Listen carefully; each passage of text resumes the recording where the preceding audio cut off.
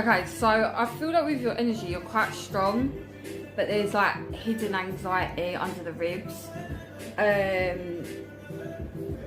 This can normally be because of the stomach.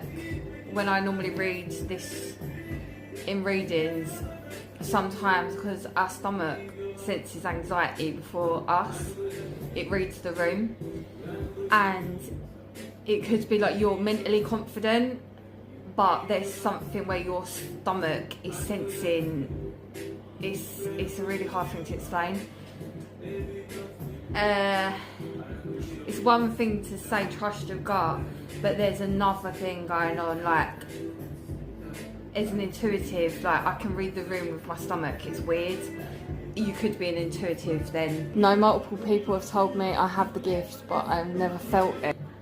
Sometimes when I'm reading people, that they can be very flexible with their energy, but with you I feel like you've got this really strong barrier, and it's like I don't really want to get too into your energy because I feel like I could be invading a bit, and that's not nice for me or you.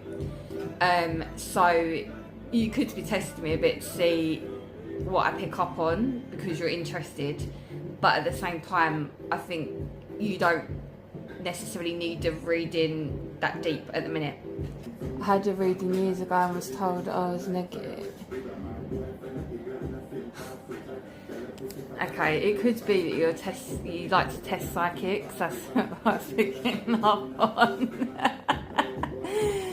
I had a reading years ago and was told I was negative and they didn't want to read me. It's not about you being negative, it's just sometimes people like to test psychics because you might be intrigued, but at the same time, like, you might not trust that psychics are like authentic. So you could be like, have this part of you that kind of wants to get a reading, but you don't want a reading, which was coming out in the reading.